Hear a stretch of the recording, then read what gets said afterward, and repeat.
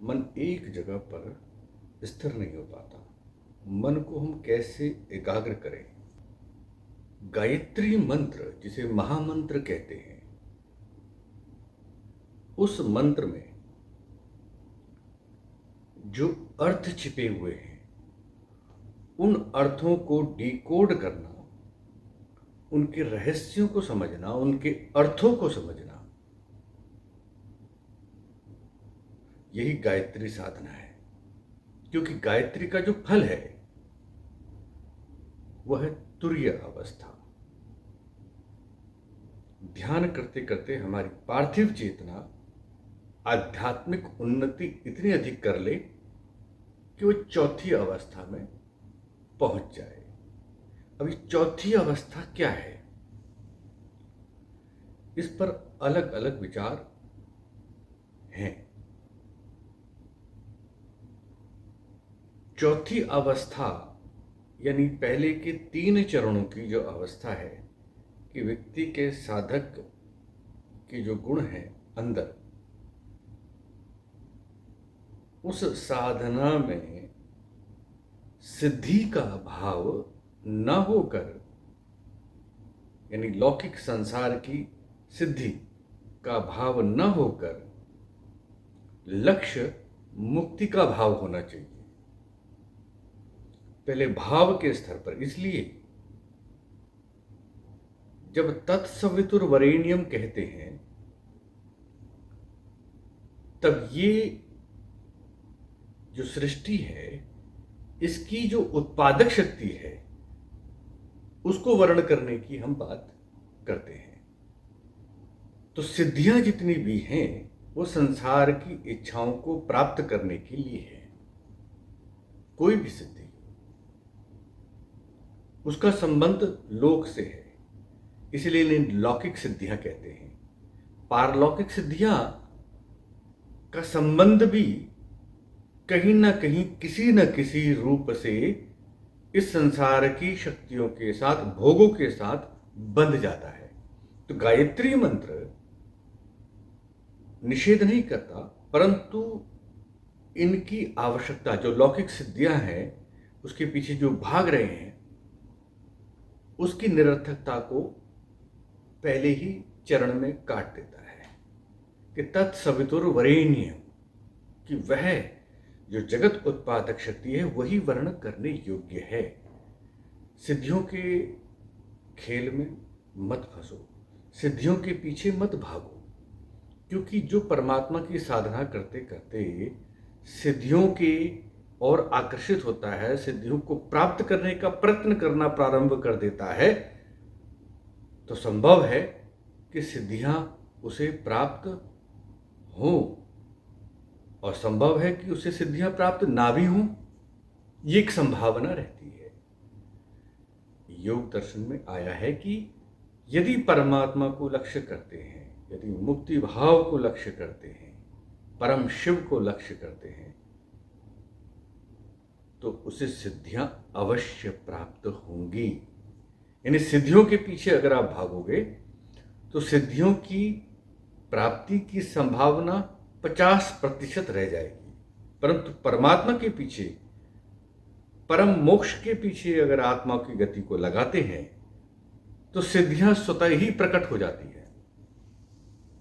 तो इसलिए इस तत्सवितुर्वरेण्यम में कि वह जिसने इस जड़ चेतन संसार को, खेल को बनाया है, जो पर्दे के पीछे है, जो सूर्य का भी सूर्य है, जो चंद्रमा का भी चंद्रमा है, जो नक्षत्र का भी ज्योति है,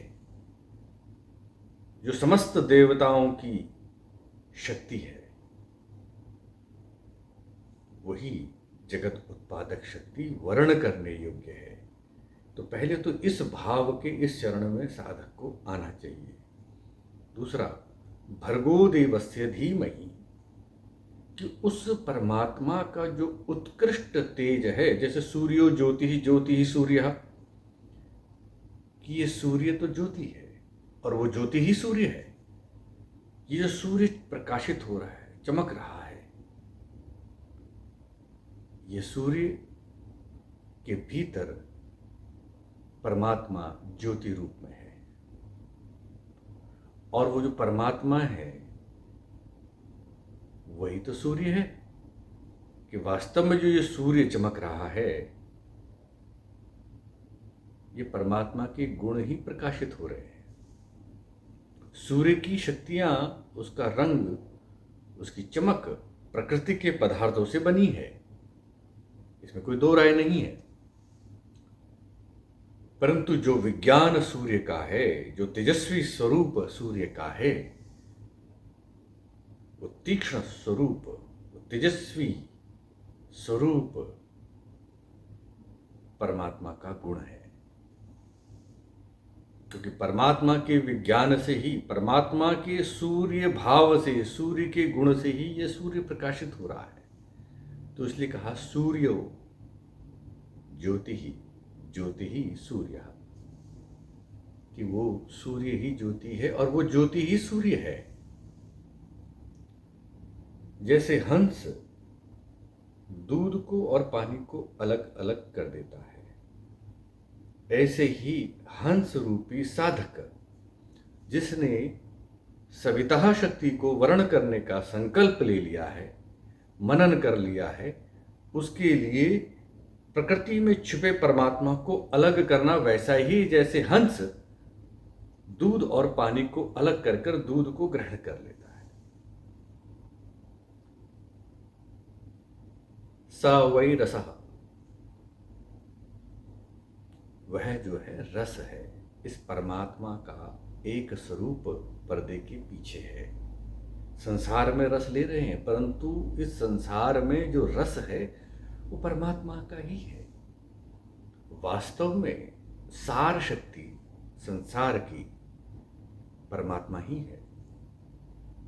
तो उसको ग्रहण करना चाहिए, जैसे हंस दूध का ग्रहण कर लेता है, वो भेद कर लेता है। ऐसी बुद्धि जब साधक की हो जाती है तो वो हंस हो जाता है, और जब उसको अलग कर लेता है, उसके भर्ग स्वरूप को, उस देवता के तेजस्वी स्वरूप को जो वो धारण कर लेता है, तो वो परम हंस की उपाधि को प्राप्त कर लेता है। क्योंकि जिसने दिव्य प्राण को धारण कर लिया, इस पार्थिव शरीर से परे उसके पास आग्नेय शरीर आ जाता है, दैवी शरीर उसे प्राप्त हो जाता है।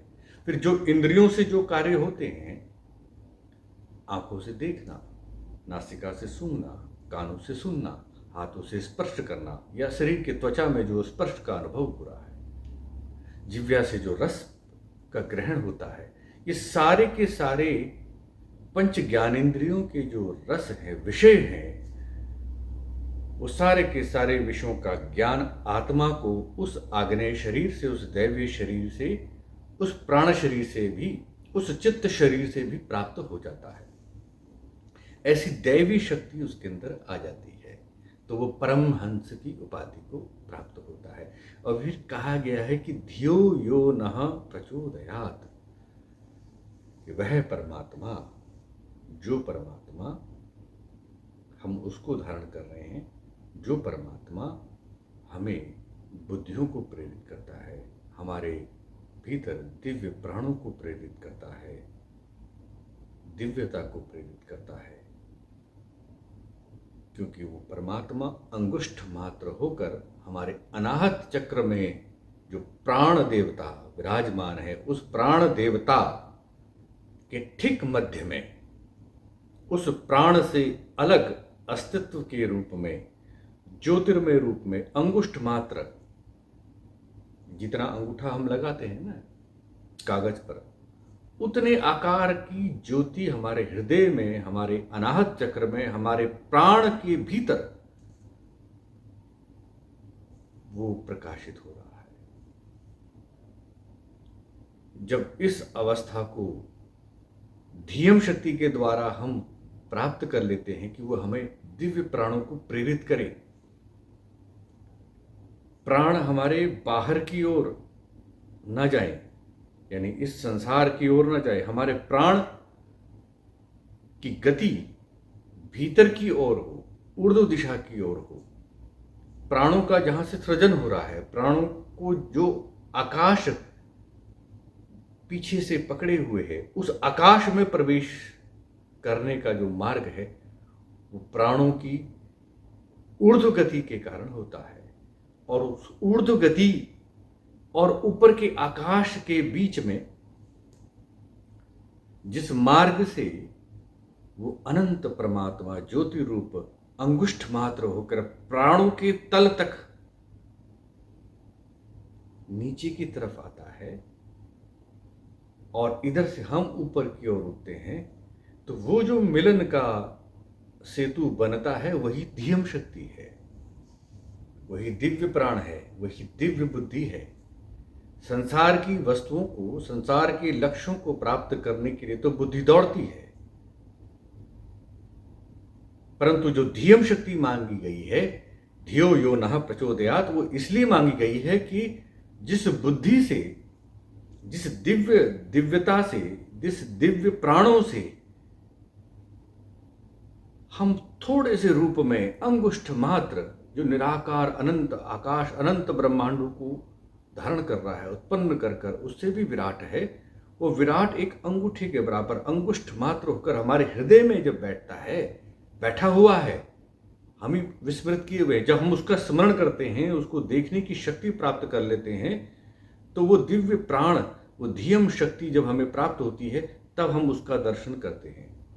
तो हमारे उस धियम शक्ति को प्रेरित करें जिससे वह अंगुष्ठ मात्र परमात्मा हमारे हृदय में हमें दिखाई दे, हमें अनुभव हो और हम उसको पकड़ लें। परमात्मा हृदय से ही पकड़ में आता है, वहां ना बुद्धि पहुंचती है ना इंद्रियां पहुंचती है, परंतु जो विराट तत्व का जो अवतरण है, उसका जो वामन रूप है, वो प्रत्येक जीवात्मा के, प्रत्येक प्राणी के हृदय में वो वास करते हैं। गीता में भी कहा गया है, ईश्वरः सर्वभूतानां हृदय देशे अर्जुन तिष्ठति। समस्त प्राणियों के हृदय देश में वो परमात्मा, वो ईश्वर ठहरा हुआ है।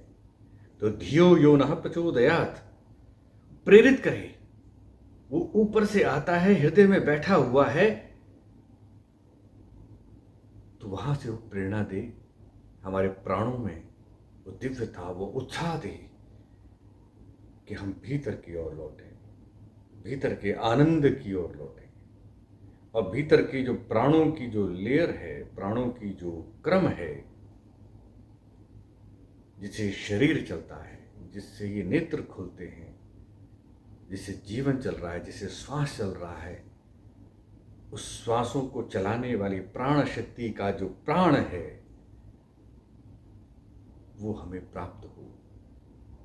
ऐसी प्रेरणा हम परमात्मा से मांगते हैं। गायत्री मंत्र के 3 चरण हैं। इसके बाद जो चौथी अवस्था है, जब हृदय के प्राण का उदान से संबंध होता है, जैसे मित्र से मिलता है, उसी प्रकार से वो प्राण ऊपर के आकाश के प्राण से जब मिलता है, तब वो परमात्मा एक सेतु की तरह कार्य करता है और एक खुला आकाश, हृदय आकाश, उस ब्रह्म का आकाश खुल जाता है।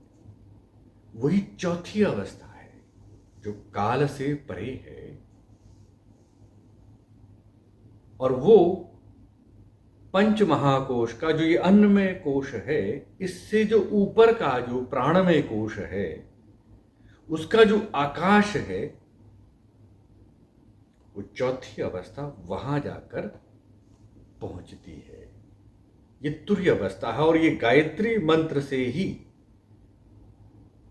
ये चौथी अवस्था प्राप्त होती है। परंतु इस गायत्री मंत्र को नियमित अर्थ सहित स्मरण करने से, चिंतन करने से, मनन करने से साधक का जो मन है वो अभ्यास को प्राप्त होता है, और अभ्यास और फिर वैराग्य का जो अभ्यास होता है, जो नित्य क्रम होता है, उससे भीतर के अन्य अन्य जो प्राण के स्तर हैं उनके विषय में भी बुद्धि भेद करना प्रारंभ कर देती है। कि शरीर में प्राण है, परंतु प्राण जो है वो 5 भागों में है। पहला भाग जो सबसे निचले स्तर पर कार्य करता है वो है समान, और उससे और गहरे स्तर पर यानी पीछे जो कार्य करता है वो है अपान, और उससे जो परे है, सूक्ष्म है, जो वहां कार्य करता है वो है व्यान। फिर चौथे स्तर पर पूर्व में फिर आता है प्राण, और फिर उससे भी सूक्ष्म जो स्तर है वो है उदान का। तो गायत्री एक क्रम से, जब अर्थों को हम समझते हैं तो एक क्रम से गायत्री की स्थिति हमारे भीतर, गायत्री यानी हमारे को जो रक्षा करती है, हमारे बिखरे हुए मन की, हमारे अंतःकरण की, हमारे जो पूर्व जन्म में जो साधना की है उन संस्कारों की, उस वैराग्य भाव की, उस ज्ञान के उदय की, उस ज्ञान के प्रकाश की, उस बुद्धि के प्रकाश की, उस दिव्यता की, तेजस्वी दिव्यता की, जो दिव्यता है, उसका जो तेज है, उसका जो संरक्षण करती है गायत्री, उसकी रक्षा करती है। गायत्री विवेक को जन्म देती है कि संसार की सिद्धियों के पीछे मत भागो, परम वैरागी मुक्ति और परम आनंद की प्राप्ति जो ईश्वर स्वरूप है, उस आनंद की प्राप्ति का प्रयत्न करो, सिद्धियां स्वतः ही प्रकट होती है। गायत्री के मंत्र के साथ क्रम से जब हम प्राणायाम करते हैं, फिर पाप अगमर्षण मंत्र को हम चिंतन में लाते हैं, फिर मनसा परिक्रमा मंत्र के द्वारा मन के भीतर छुपे हुए राग द्वेष को हम अलग अलग करते हैं, उनको भस्म करते हैं और निर्मल होते हैं। तब जाकर उपस्थान प्रारंभ होता है। उपस्थान का मतलब कि परमात्मा के और अधिक निकटता हमें प्राप्त होती है। उस निकटता के बाद फिर गायत्री का जब जाप करते हैं तो गायत्री का प्रकाश एक नए ढंग से आलोकित होने लगता है, एक नए रंग से हमें आनंदित करता है। तो गायत्री की साधना के लिए ही अन्य मंत्रों की हम सहायता लेते हैं, जिसे हम बाद में क्रम से समझने का प्रयास करेंगे।